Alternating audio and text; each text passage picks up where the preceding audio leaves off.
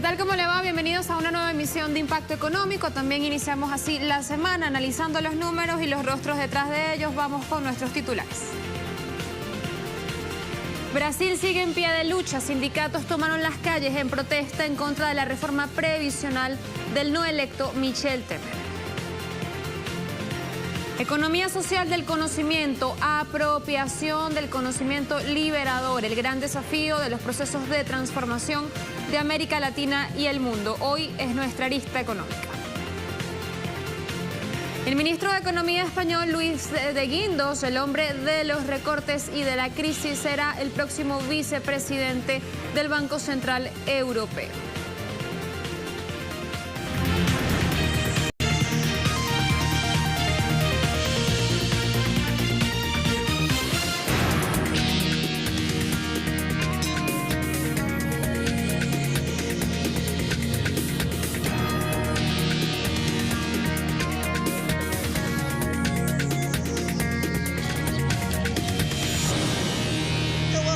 Creo que esta reforma probablemente no será aprobada, a pesar de que los diputados ya fueron comprados por Temer, pero no cumplieron con su voto, y ahora el gobierno nuevamente tendrá que pagar a los diputados. Yo creo que la presión de los trabajadores y trabajadoras es muy grande y viene movilizando a todo el pueblo. Esta reforma acaba con el sueño del brasileño de jubilarse algún día. Por lo tanto, prefiero creer que esta reforma no será aprobada. Pero si se aprueba, vamos a parar el país.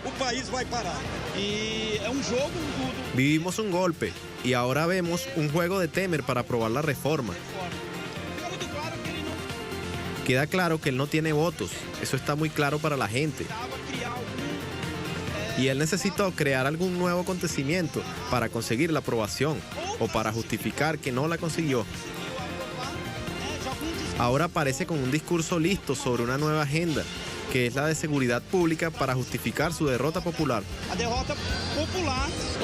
Hoy estamos en la calle justamente para evitar que pasen esas cosas como la aprobación de la reforma, y estamos acá también para exigir que la reforma laboral, que ya fue aprobada, sea anulada. Es por eso que estamos en la calle. Yo, ella, la bebé, es por su futuro que estamos luchando, además del nuestro. Ahí escuchábamos las voces del Brasil en contra de Temer. Este lunes se inició pues esta jornada de semana con protestas en todo el país. Las sindicales de trabajadores junto a movimientos sociales protagonizaron esta nueva jornada de lucha en las calles en contra de la reforma previsional que pretende imponer el presidente no electo del país, Michel Temer. Uno de los puntos álgidos de esta reforma apunta a modificar de manera drástica la seguridad social, no para mejorar la vida de los brasileños, sino como esa excusa utilizada una y otra vez por el gobierno no electo para, dicen, estabilizar la economía y vender una imagen de ejemplo de austeridad con el cual se pueda atraer más inversiones al país. A la polémica reforma se suma el decreto de intervención militar sobre la ciudad de Río de Janeiro, con el que se pretende neutralizar también las protestas.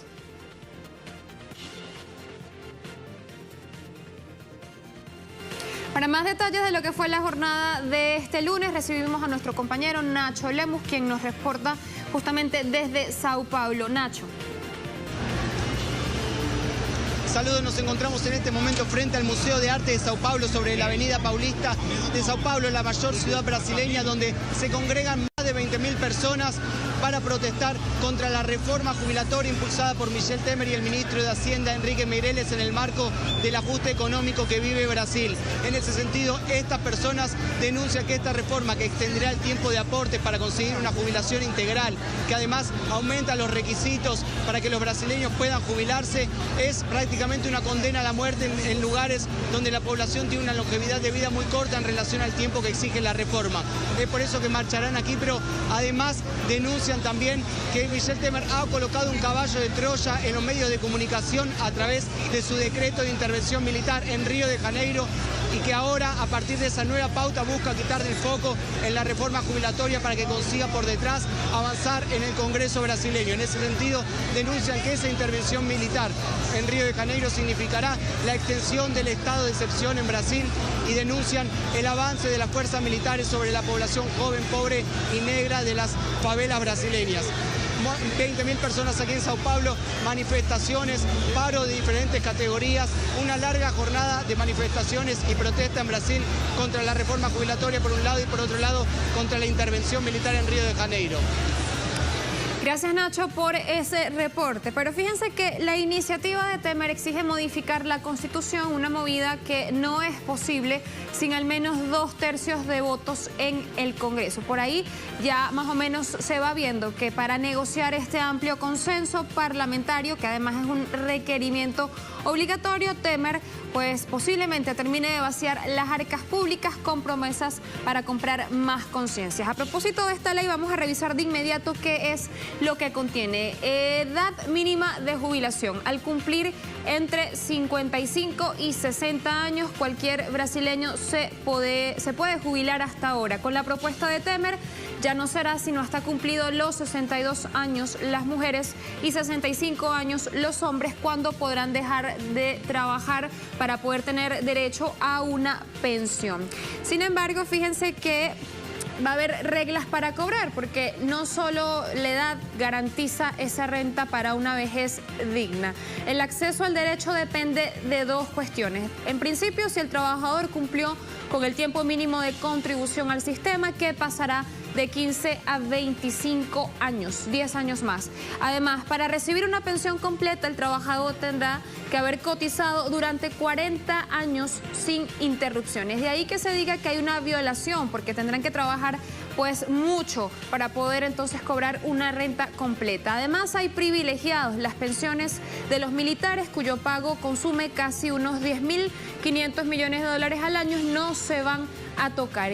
Además, aquellos cargos políticos se podrán jubilar a los 65 años, pero de ahora en adelante tendrán que trabajar 5 años más. El cambio, sin embargo, no afectará a los actuales legisladores, sino a los diputados y senadores que sean elegidos a partir de las elecciones de este 2018. En otro tema, en la vecina Argentina, empleados bancarios realizaron un nuevo paro total de actividades, 48 horas es el tiempo, en reclamo de una recomposición salarial tras el ofrecimiento paritario patronal del 9% anual. Demandan en este sentido un aumento salarial justo. Sobre este tema vamos a recibir el informe de nuestro compañero Edgardo Esteban.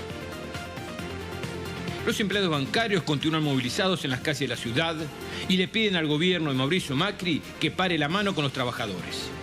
Buscan visibilizar el paro nacional de actividades en todas las entidades financieras del país. Bueno, nosotros lamentamos tener que tomar esta medida, pero no nos dejaron otro camino. Inclusive hubieron propuestas que se hicieron para que dieran un adelanto del aumento y seguíamos discutiendo sin medida de fuerza, pero parece que nada le importa. Y bueno, si ese es el acto de provocación que tienen, de este lado también van a seguir existiendo medidas de fuerza. El gremio bancario ofreció sentarse a negociar una propuesta que supere el 19% del incremento en las negociaciones paritarias, que está lejos de lo que ofrecen las entidades bancarias, uno de los sectores que más ganancias han obtenido a partir de las políticas neoliberales implementadas en los últimos años. Desde las cámaras empresariales y en connivencia con el gobierno nacional se están negando para que tengamos una paritaria digna y poder recomponer como corresponde el salario de los trabajadores bancarios. Sentimos que es una burla. El sistema financiero ha ganado millones y no lo quiere compartir con sus trabajadores. Estamos pidiendo un aumento salarial que consideramos justo y la verdad que no se han sentado en una forma que, digamos, atento a la seriedad que necesitaba el tema. En tanto, el Ministerio de Trabajo presiona a las entidades financieras a realizar una propuesta de un incremento salarial que no supere el 9% ofrecido. Con mucha presión de los bancos porque, bueno, 48 horas de paro significa muchos déficits en el día de finanzas, pero nosotros muy convencidos que los compañeros no vamos a aceptar el 9%, así que si quieren que esto cambie, se tienen que sentar a negociar y cambiar la posición, que siguen insistiendo sin dar ninguna mesa de negociación hasta el momento. El paro de actividades finalizará el próximo miércoles con la movilización de las centrales obreras a la Plaza de Mayo. Mientras, la Asociación Bancaria anticipó que si no hay respuestas concretas por parte de las entidades bancarias, la semana próxima continuarán con nuevas medidas de fuerza. Edgardo Esteban, Telesur, Buenos Aires. Macri para la mano. Después de más de 2 años, ese sigue siendo entonces el llamado al presidente argentino. Cambiamos de tema. Colombia. Las expectativas sobre el crecimiento del Producto Interno Bruto, es decir, lo macroeconómico, sigue siendo las prioridades, lo más importante para el gobierno de Juan Manuel Santos, en lugar de los grandes retos productivos que tiene este país por delante. Fíjense que el primer mandatario, Santos, dijo que el Producto Interno Bruto de Colombia se expandirá un 3% para el 2018, superando incluso la previsión emitida por el propio Ministerio de Hacienda, que lo coloca en 2,7%.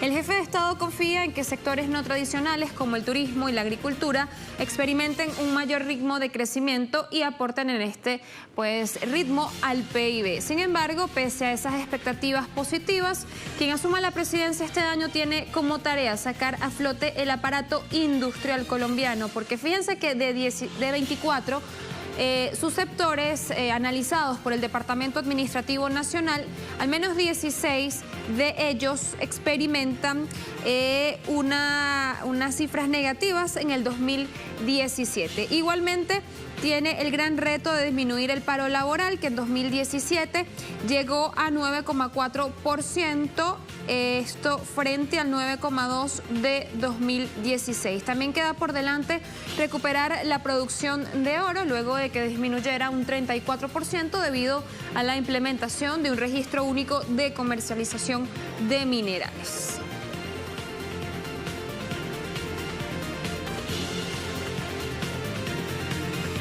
Y mañana 20 de febrero, 8:30 hora local Venezuela, arrancará ya la preventa del petro, la criptomoneda venezolana. Para garantizar la demanda, la oferta inicial será de 38.200 millones de petros a un precio de referencia equivalente al valor de un barril de petróleo venezolano, que cotiza, por supuesto, en yuanes. A propósito, recomendamos varios artículos.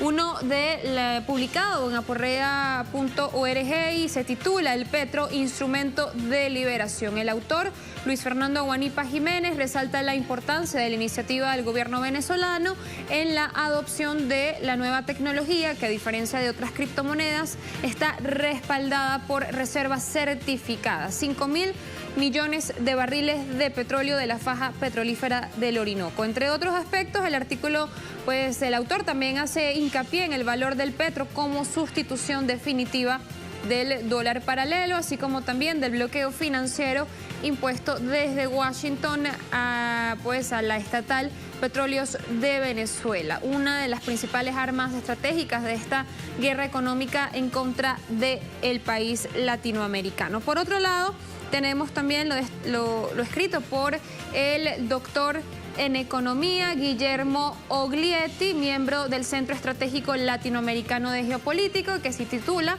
"Ante el bloqueo financiero y cripto y petromanía". Allí Oglietti justamente enumera algunos de los objetivos de la emisión del petro en Venezuela, que son, por ejemplo, crear una moneda que se podrá utilizar como medio de pago internacional para saltar ese bloqueo financiero que hoy día está restringiendo el abastecimiento de bienes esenciales como medicinas y alimentos. También se aspira a conseguir recursos frescos para el país. Sin embargo, el petro también tiene el propósito de crear una moneda fuerte en las que los venezolanos puedan ahorrar sin tener que recurrir al mercado negro del dólar. Es decir, el petro no aspirará a competir con el bolívar, sino todo lo contrario, contribuirá a sostenerlo porque va a competir con el dólar como reserva de valor. En este sentido, se acerca el objetivo de lograr una política monetaria soberana, porque es una moneda propia y fuerte, el petro. Así nos vamos a la primera pausa en Impacto Económico. Al regreso, en nuestro segmento de análisis, vamos a estar revisando de qué trata la economía social del conocimiento. Al regreso.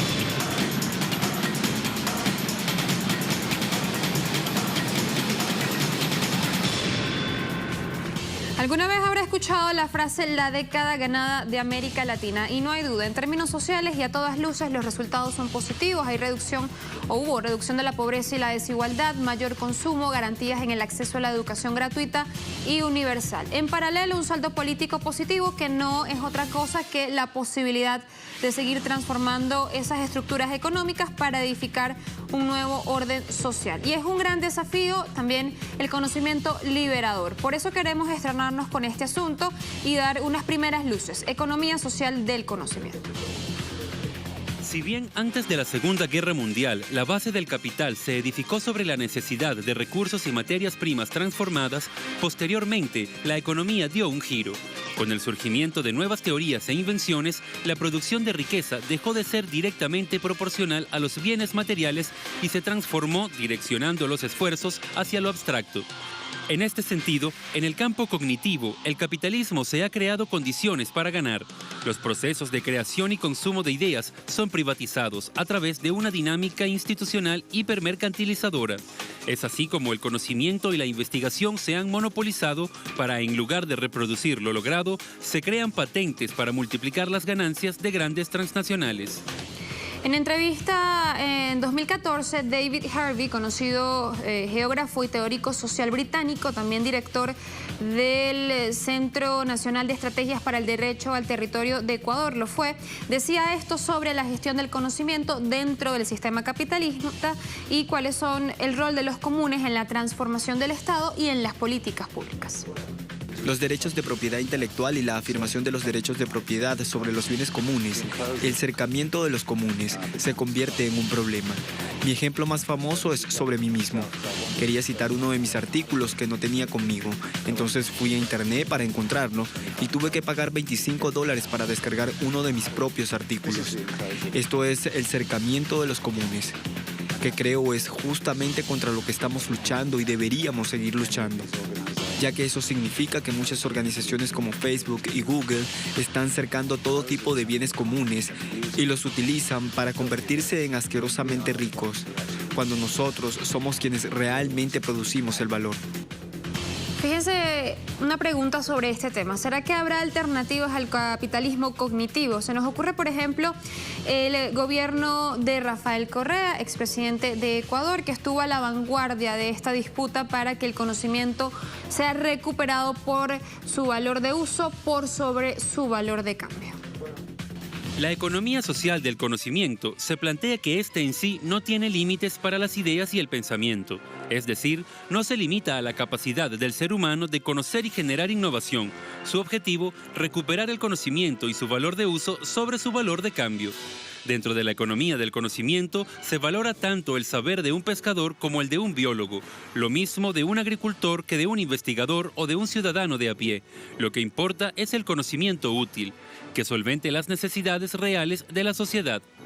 Así, la innovación ocupa un eje fundamental y estructurante dentro del cambio en la matriz productiva económica del conocimiento. Dejar de importar, producir y poner el desarrollo tecnológico al servicio de los intereses del país y la región. En Ecuador, la revolución del buen vivir de Rafael Correa dio pasos en este camino. Durante la última década se impulsaron políticas públicas para desarrollar herramientas que permitan la investigación y el desarrollo de conocimiento con la articulación entre universidades e institutos públicos de investigación como el sector empresarial, el Estado y la sociedad. Es decir, una economía social cuya construcción debe ser colaborativa y responsable, dada la transición desde una matriz productiva excluyente y monopólica basada en la extracción de recursos finitos a una incluyente y democrática, basada en el uso intensivo de recursos infinitos, conocimientos, creatividad e innovación. Después de revisar esto, podemos concluir que el colonialismo no solo ha excluido el conocimiento a los países periféricos, sino que además ha subestimado o directamente destruido el conocimiento popular, ese que surge de las luchas sociales. Justamente a esa destrucción el profesor portugués Boaventura de Sousa Santos le llama epistemicidio. Hay una epistemología dominante creada para perpetuar la dominación capitalista y colonial. De modo que hay un gran reto en la región y, por supuesto, en todo el mundo. Hacemos un alto así a Impacto Económico, la segunda de esta emisión. Al regreso estaremos hablando de quién es el nuevo vicepresidente del Banco Central Europeo.